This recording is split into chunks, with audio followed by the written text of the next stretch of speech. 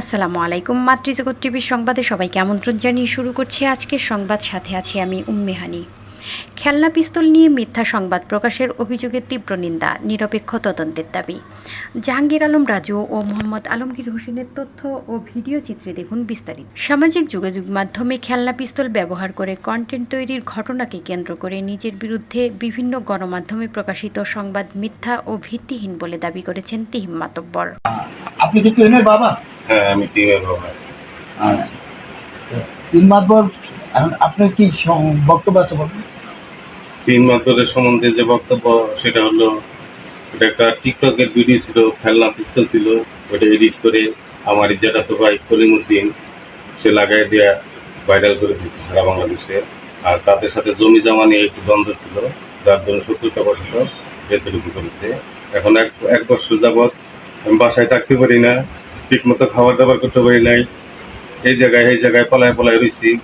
এখন আপনারা যা করার করেন, আইন অনুযায়ী ব্যবস্থা করেন। তিনি অভিযোগ করেন, প্রতিপক্ষের শত্রুতামূলক অপপ্রচারের কারণে বিষয়টি বিকৃতভাবে উপস্থাপন করে তাকে সামাজিকভাবে হেয় প্রতিপন্ন করার চেষ্টা করা হয়েছে। তিহিম মাতব্বর বলেন, দীর্ঘদিন ধরে টিকটকে বিনোদনমূলক কন্টেন্ট তৈরি করছেন।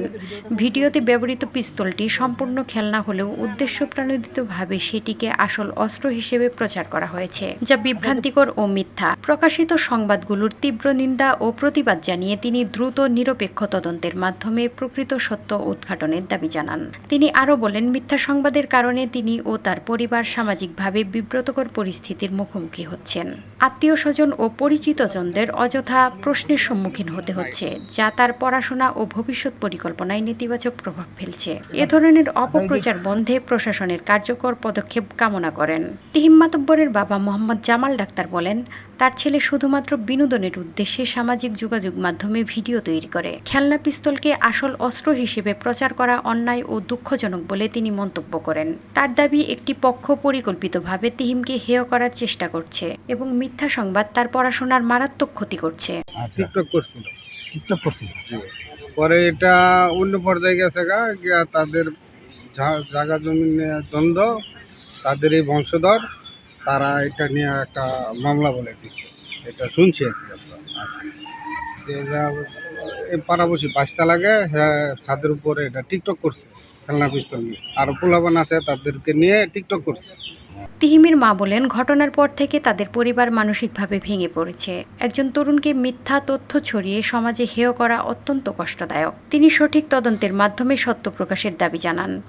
পরিবারের এক নিকট আত্মীয় বলেন, তিহিম দীর্ঘদিন ধরে কন্টেন্ট তৈরি করলেও তাকে কখনো কোনো অপরাধমূলক কর্মকাণ্ডের সাথে জড়িত দেখা যায়নি। স্থানীয়দের প্রতিক্রিয়া, স্থানীয় কয়েকজন বাসিন্দা জানান, তিহিম মাতব্বর এলাকায় পরিচিত শান্ত স্বভাবের একজন তরুণ। তাদের মতে, সামাজিক যোগাযোগ মাধ্যমে খেলনা পিস্তল ব্যবহার করে ভিডিও বানানোর বিষয়টিকে কেন্দ্র করে তাকে নিয়ে মিথ্যা সংবাদ প্রচার করা হয়। একজন বাসিন্দা বলেন, যাচাই বাছাই ছাড়া সংবাদ প্রকাশ করে একজন তরুণের সম্মানহানি করা উচিত নয়। আরেকজন স্থানীয় ব্যবসায়ী বলেন, যে কোনো সংবাদ প্রকাশের আগে সত্যতা যাচাই করা গণমাধ্যমের দায়িত্ব। একজন শিক্ষক মন্তব্য করেন, তরুণদের সৃজনশীল কাজে উৎসাহ দেওয়া উচিত এবং যাচাই ছাড়া নেতিবাচক সংবাদ প্রচার তাদের মানসিকভাবে বিপর্যস্ত করতে পারে। প্রশাসনের হস্তক্ষেপ কামনা, পরিবার ও এলাকাবাসীর দ্রুত ঘটনার নিরপেক্ষ তদন্ত, প্রকৃত সত্য উদ্ঘাটন এবং মিথ্যা সংবাদ প্রকাশে জড়িতদের বিরুদ্ধে প্রয়োজনীয় ব্যবস্থা গ্রহণের জন্য সংশ্লিষ্ট প্রশাসনের হস্তক্ষেপ কামনা করেছেন। এ ঘটনায় এলাকায় ব্যাপক আলোচনা সৃষ্টি হয়েছে